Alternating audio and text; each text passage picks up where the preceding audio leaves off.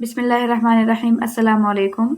आज हम पढ़ेंगे learning theories and characteristics of adult learner, जिसमें हम पढ़ेंगे अबाउट लर्निंग थ्योरीज के हमारे पास एंड्रोगॉजी क्या है, कुछ की टर्म्स हम डिस्कस करेंगे, फिर हमारे पास प्रिंसिपल्स ऑफ लर्निंग पढ़ेंगे, हमारे पास कैरेक्टरिस्टिक्स क्या होती हैं एडल्ट लर्नर्स की and how it differs from the child learning. अब इसमें हमारे पास कुछ की टर्म्स हैं। The first one is teaching. Teaching is the process of providing information, knowledge, or skills to the learners, trainees, and to by their action make them change their attitude and behavior. अब teaching हम कहते हैं पढ़ाना या सिखाना। So it is the process of providing information. ये एक ऐसा process है जिसमें information provide की जाती है, knowledge provide की जाती है, skills enhance किए जाते हैं, किसी जो बंदा है student है उसको train किया जाता है, and to change their action, उनके जो बिहेवियर है, उनका एटीट्यूड है, उनके एक्शंस है, उनको चेंज किया जाता है। नाउ फैसिलिटेट करने का मतलब है किसी चीज़ को आसान बनाना। So it is to guide the participants through a process of discussion, reflection, and self-learning, or we can say that it is the act of helping others to deal with a problem or a process or to reach an agreement or solution. अब हमारे पास facilitation का मतलब है कि जो participants हैं उनको guide किया जाए through a process of discussion, reflection and self earning, मतलब उनके लिए जो काम है वो आसान बना दिया जाए। Learning is the process in which changes occur in the skills and behaviour as a result of experience. अब हमारे पास लर्निंग का मतलब है सीखना। So it is a process जिसमें हमारी जो स्किल्स हैं या बिहेवियर्स हैं उनमें चेंज आ जाए as a result of experience. किसी भी हमें कोई नया एक्सपीरियंस हो जिसकी वजह से हमारा कोई बिहेवियर या एटीट्यूड या कोई स्किल्स में हमारी चेंजेस आ जाए, that is called learning. Training is the process through which positive change is brought about in a working capacity of a person. अब हमारे पास हम कहते हैं कि जब एक बंदा किसी चीज़ के लिए ट्रेनिंग करता है, so he gets better and better at that, वो उस चीज़ में अच्छे से अच्छा होता जाता है। सो it is the positive change in the working capacity of a person. जब किसी पर्सन की वर्किंग कैपेसिटी में पॉजिटिव चेंज आए उसको हम ट्रेनिंग कहते हैं। Now here we have andragogy. Andragogy is adult learning या adult education. It is the art and science of helping adults learn. अब हमारे पास एंड्रोगॉजी हम कहते हैं the art and science of helping adults learn, बड़ों को सिखाना। जो एडल्ट्स की एजुकेशन होती है उसको एंड्रोगॉजी कहते हैं। It was a term that was originally coined by Alexander in 1833. हमारे पास अलेक्जेंडर ने 1833 में एंड्रोगॉजी का टर्म यूज किया था, ठीक है। फिर उसके बाद it was developed into a theory of adult education by Eugene Rosenstock. अब हमारे पास जो एंड्रोगॉजी है उसको थ्योरी की शक्ल में जो है तो चेंज किया था यूजीन रोजनस्टॉक ने, और फिर उसके बाद It became very popular in the US by the American educator Malcolm Knowles. फिर उसके बाद जो मैल्कम नॉल्स है उसने जो है तो ये टर्म यूज़ किया to explain his theory of adult education. Knowles made use of the term andragogy to explain his theory of adult education in 1967. First ये जो है तो हमारे पास 1833 में ये टर्म कॉइन हुआ था बाय अलेक्जेंडर, और फिर उसके बाद 1967 में मैल्कम नॉल्स ने एंड्रोगॉजी का टर्म यूज किया to explain his theory of adult education. अब हमारे पास इसमें है that adults are person with self concept, self directing and being responsible for their own lifes. हमारे पास एडल्ट्स जो होते हैं उनका अपना सेल्फ कॉन्सेप्ट होता है, दे आर सेल्फ डायरेक्टिंग, उनके अपने गोल्स उन्होंने सेट किए होते हैं, and being responsible for their own lifes and decision. Adults are not content-centered, they are self-directed and problem-centered, and they need and want useful information that can be readily adopted. अब हमारे पास adult education child education से काफ़ी मुख्तलिफ होती है। Children जो है तो वो सिर्फ टीचर्स पे डिपेंड होते हैं, but adults are not fully dependent on their teacher. वो हमारे पास कंटेंट सेंटर्ड भी नहीं होते, they are problem centred and self directed, उनके अपने गोल्स होते हैं, और वो ऐसी इंफॉर्मेशन चाहते हैं जिसका कोई रीज़न हो, उस इंफॉर्मेशन का कोई फ़ायदा हो, and that can be readily adopted. Adults need a climate that enables them to assume responsibility for their learning. अब children जो है तो उनको हम सिखाते हैं, जो उनको हम सिखाते हैं वो सिर्फ वही सीखते हैं, वो fully अपने teachers पे depend होते हैं. But adults, as we said, they are self-directed and they are responsible for their own lives and learning. तो उनको ऐसी climate provide करनी चाहिए in which they should be responsible for their learning. उनको सिर्फ facilitate करना पड़े. Now, principles of adult learning based on Knowles' model. Learner accept responsibility for collaborating in planning their experiences. अब जो एडल्ट लर्नर्स होते हैं वो अपनी जो है तो लर्निंग के लिए उनके इन कोलैबोरेटिंग देयर एक्सपीरियंसेस वो हर चीज़ के लिए खुद रिस्पॉन्सिबल होते हैं and they accept that responsibility. Adopt goals of learning experience as their own goals. अब उनके जो learning goals होते हैं they adopt them as their own goals. Actively participate in the learning experience. वो जो है तो उनको सिर्फ facilitation की ज़रूरत होती है, वो अपने जो learning experience है उसमें actively participate करते हैं. कुछ टीचर उनकी हेल्प करता है, ज़्यादा काम वो खुद करते हैं. Pace their own learning and participate in monitoring their own progress. और वो फिर खुद को evaluate भी करते हैं कि हमने जो सीखा, कितना हमें आता है, how much can we integrate it in our lives. Now, how to learn effectively. What I hear, I forget. What I see, I remember. And what I do, I know. अब हम जब एक चीज़ सुनते हैं तो कुछ टाइम के लिए वो हमारे माइंड में रहता है, आफ्टर सम टाइम वो हमारे माइंड से निकल जाता है, we forget that.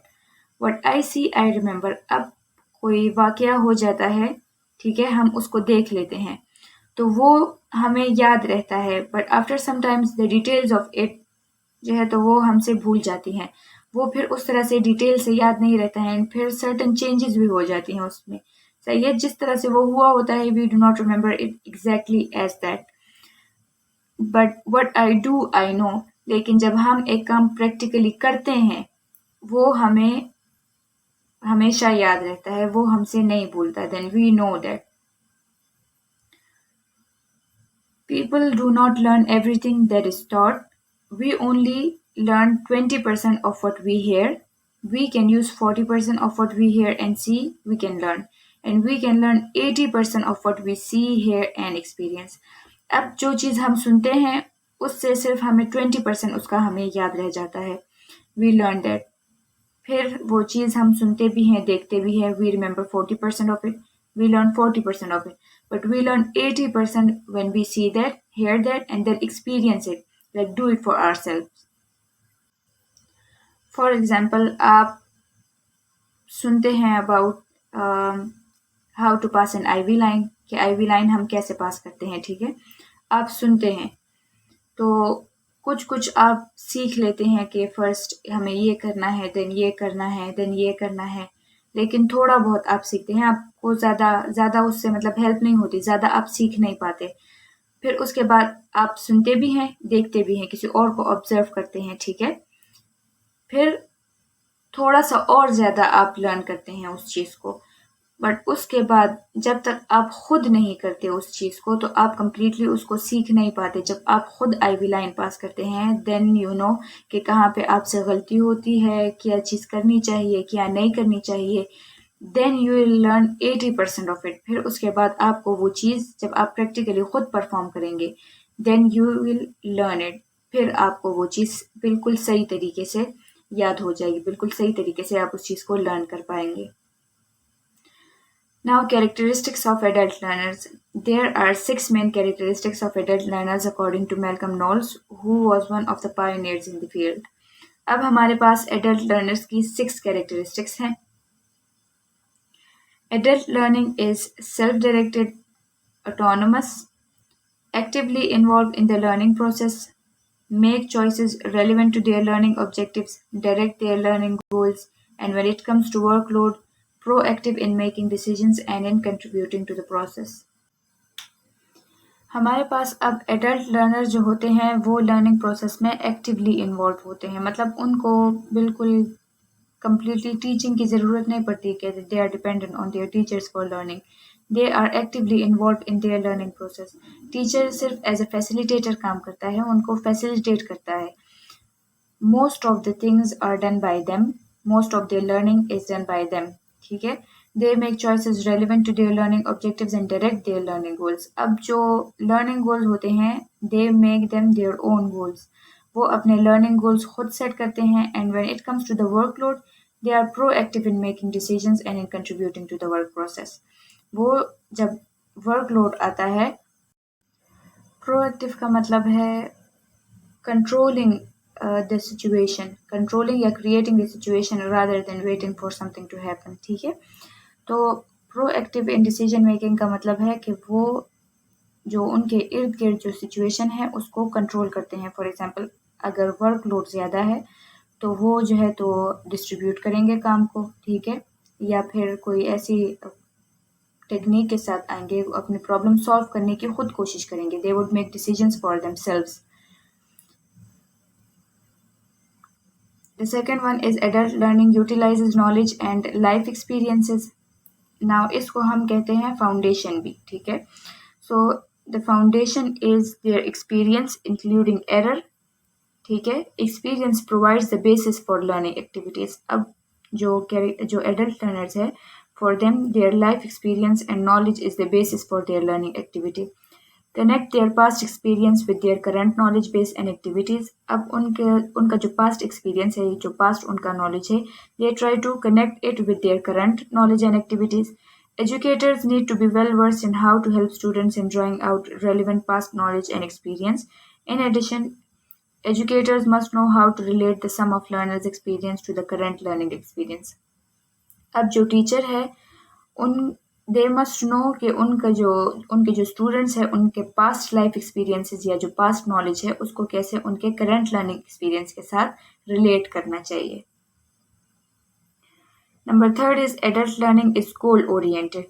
Adult learning is characterized as goal oriented and intended learning outcomes should be clearly identified. अब जो adult learning है, जो adult learners है, they are goal oriented and they need to know the reason for learning something, ठीक है। अब उनके जो गोल्स है या जो लर्निंग आउटकम्स है वो क्लियरली आइडेंटिफाई करने चाहिए।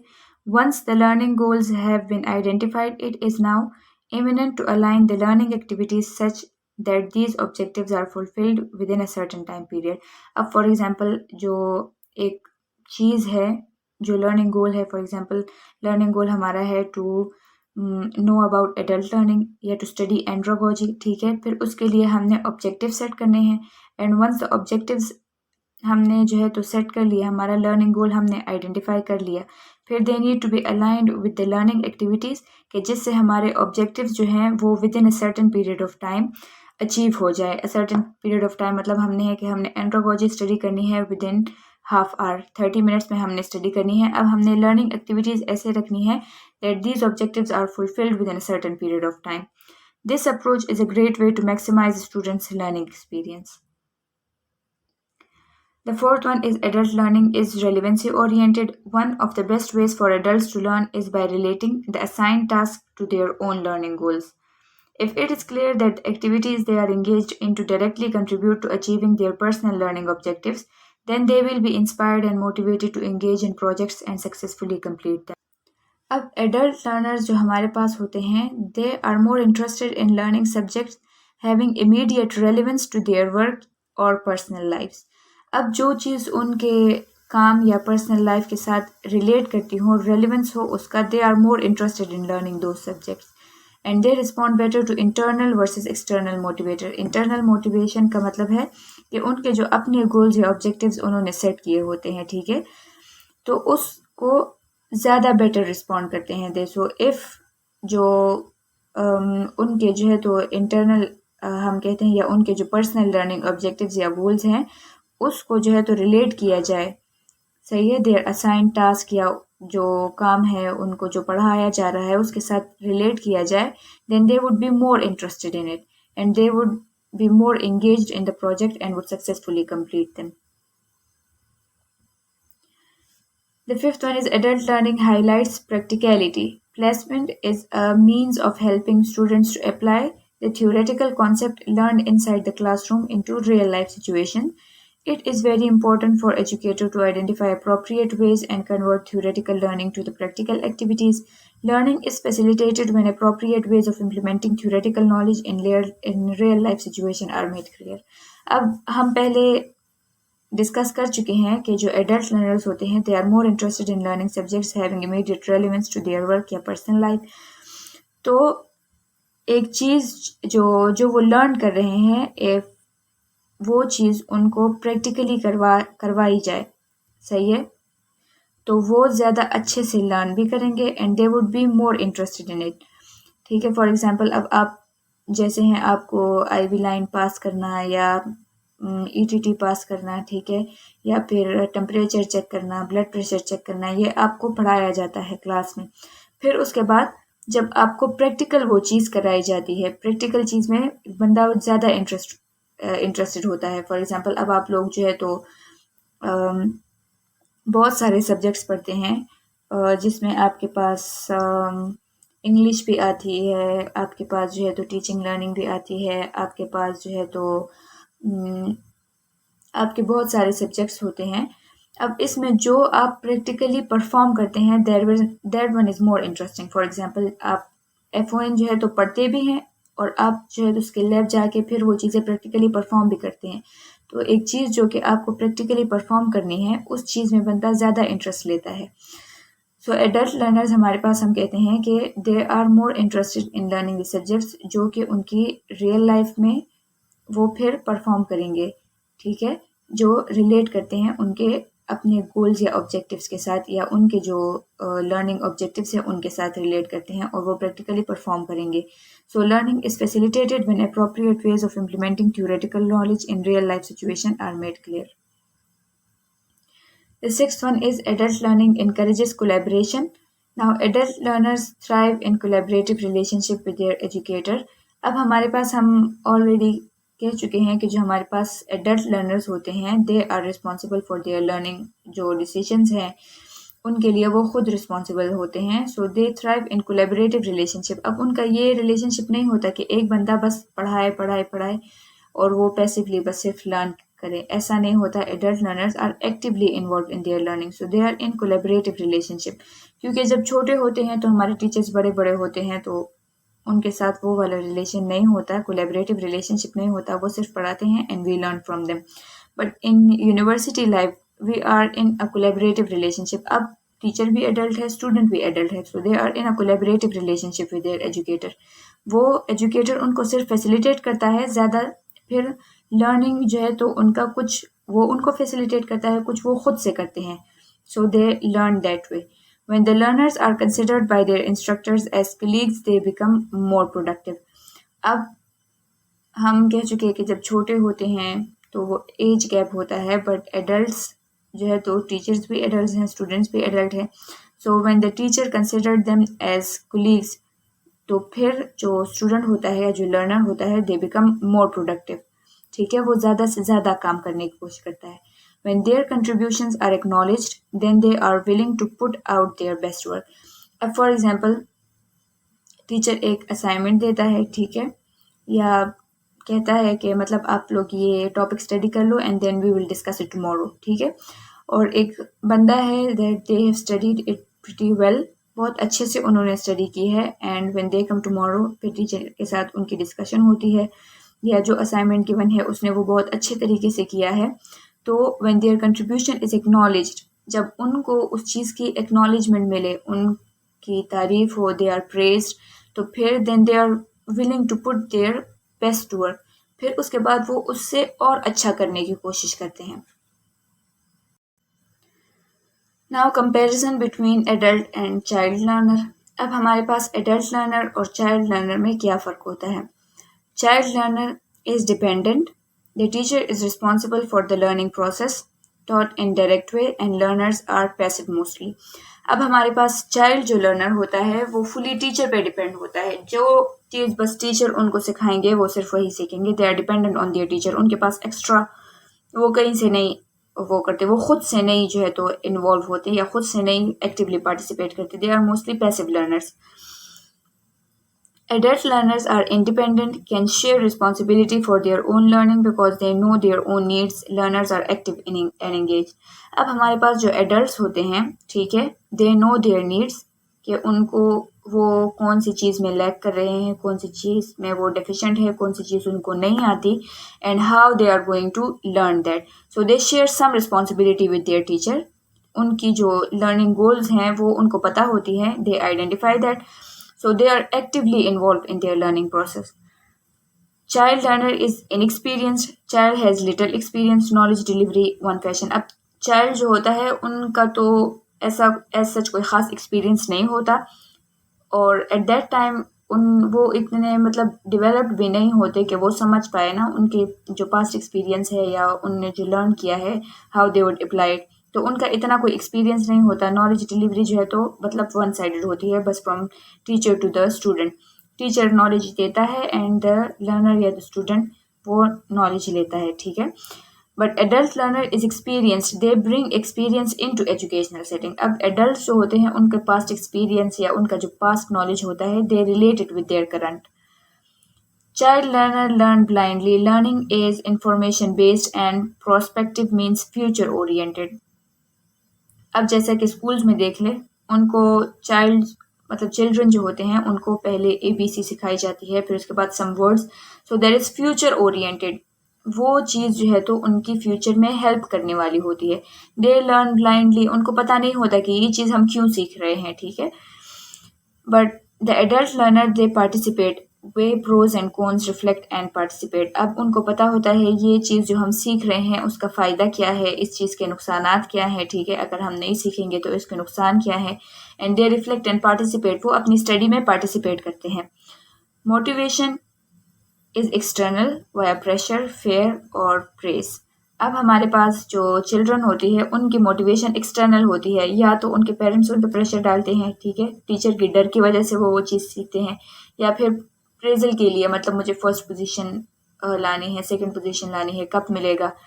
सो that is external motivation. External motivation से वो सीखते हैं. और इन कंपैरिजन जो हमारे पास एडल्ट लर्नर्स है, they are driven by real life needs. Their internal, they जो है उनकी जो मोटिवेशन होती है that is internal, as we have discussed before, that adult learners respond better to internal versus external motivation. अब हमारे पास जो उनके internal motivators होते हैं, they respond better to it, and their internal motivator is driven by real life needs. कि मतलब अब वो एक चीज़ पढ़ रहे हैं तो क्यों पढ़ रहे हैं, whether they want to have a good job, ठीक है, उनकी रियल लाइफ जो नीड्स है उसके लिए वो पढ़ रहे हैं वो चीज़. सो जो उनकी इंटरनल मोटिवेटर्स होते हैं, उनके जो गोल्स होते हैं, they respond better to it. Now factors that hinder the learning, मतलब जो कि हम कहते हैं रुकावट होते हैं in the learning process. There are 4 types of factors अब हमारे पास हैं: environmental, socio cultural, psychological and physiological. The first one is environmental या सिचुएशनल हम इसको कहते हैं. So there is interruption. जब बार बार एक चीज़ में हम इंटरप्ट हों, ठीक है, फॉर एग्जांपल अब क्लास हो रही है, दरमियान में क्लास में एक मरतबा कोई बंदा आ जाए, ठीक है, फिर क्लास कंटिन्यू हो, दोबारा से कोई आ जाए, फिर क्लास कंटिन्यू हो, दोबारा से थोड़ी देर बाद कोई आ जाए. सो इंटरप्शन से फिर वो जो अटेंशन होता है वो उस तरह से नहीं रहता. Lack of privacy, multiple stimuli and comfort level. These are some of the environmental things जिसमें हमारे पास, जिससे लर्निंग जो है तो वो हिंडर होती है. The second one is socio-cultural या institutional. Value system. Value system मतलब अब आपकी वैल्यूज़ या बिलीव्स एक तरह की हों और जो इंस्टीट्यूशनल आपकी वैल्यू सिस्टम है वो चेंज हो आपसे, then you won't learn that thing. फिर वो आपकी जो लर्निंग है उसको हिंडर करता है. फॉर एग्जाम्पल सोशो कल्चरल, अब आपका बिलीव एक तरह से हो, आप जिस कल्चर में रहते हो आपका बिलीव एक तरह से हो, जहाँ पे आप पढ़ रहे हो उनके बिलीव्स आपसे चेंज हो.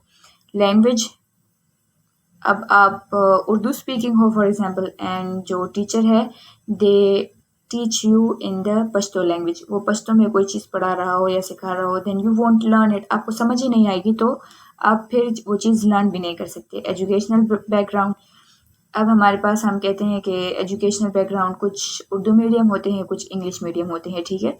अब फॉर एग्जांपल आप एक उर्दू मीडियम जो है तो स्कूल से आए हैं, बट इन द यूनिवर्सिटी एक टीचर है, देयर इज़ कॉन्स्टेंटली जो आपको टीच कर रहा है इंग्लिश में, then you won't be able to understand it that much, फिर आपको उस तरह से समझ नहीं आएगी जिस तरह से अगर आपको वो उर्दू में पढ़ाई एक्सप्लेन करे और आपको उस चीज़ की समझ आती है।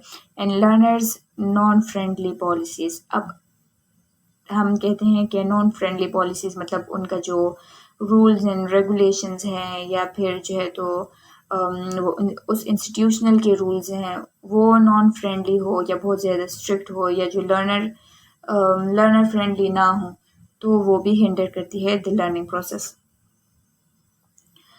साइकोलॉजिकल या डिस्पोजिशनल, साइकोलॉजिकल में फिर हमारे पास anxiety, fear, anger, depression, inability to comprehend and level of motivation.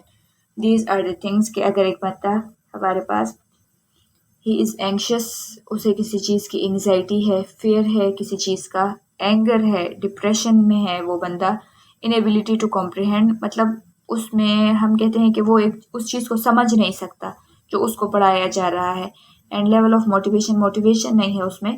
So these are the psychological factors that would hinder his learning process. And physiological में हमारे पास पेन आता है, क्योंकि अगर एक बंदे को पेन हो रही है तो उसका सारा अटेंशन उस पेन की तरफ होगा, उसका अटेंशन जो वो पढ़ रहा है उसकी तरफ नहीं होगा, so he won't be able to learn it. Fatigue, बहुत ज़्यादा थकन हो, सेंसरी डिप्रिवेशन और oxygen deprivation, these are some of the physiological factors. अब फैक्टर्स दैट इन्फ्लुएंस या प्रोमोट लर्निंग, उसमें था हमारे पास factors that hinder the learning process, and here we have factors that influence या promote the learning। इसमें हमारे पास 6 factors हैं that influence या promote the learning।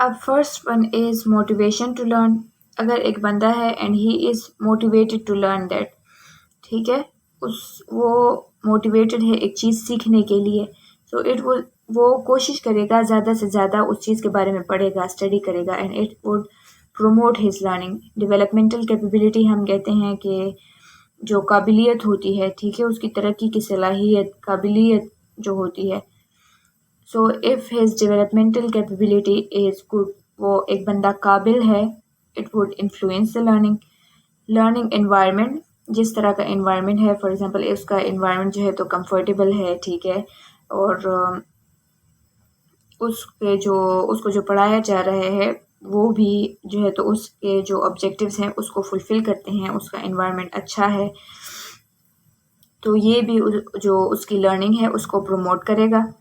Resources for learning, अब उसके पास लर्निंग के हम कहते हैं कि मल्टीपल रिसोर्सेज हो, ठीक है, उसका टीचर भी उसको अच्छे से पढ़ाया जा रहा हो, मल्टीमीडिया पे उसको वो चीज़ शो भी हो रही हो, ठीक है, उसके पास वाइट बोर्ड भी हो और बुक्स भी हो, नोट्स भी हो उसके पास, मतलब उसके पास मल्टीपल रिसोर्सेज हो फॉर लर्निंग, सो ये चीज़ भी उसकी लर्निंग को प्रमोट करती है। कल्चरल कंसिडरेशंस, अब कल्चर में उसके क्या है, हम कहते हैं कल्चर में उसके जो है तो एजुकेशन को बहुत ज़्यादा प्रमोट किया जाता है, so it would promote his learning. And learners expectation, अब जो चीज़ वो एक्सपेक्ट करता है उसको वो पढ़ाई जाए, ठीक है, उसकी एक्सपेक्टेशन से अच्छा उसको पढ़ाया जा रहा है, उसकी एक्सपेक्टेशन के मुताबिक उसको पढ़ाया जा रहा है, उसके गोल्स के मुताबिक उसको पढ़ाया जा रहा है, उसकी ऑब्जेक्टिव्स फुलफिल हो रही हैं, उसकी एक्सपेक्टेशंस फुलफिल हो रही हैं, so it would influence his learning process.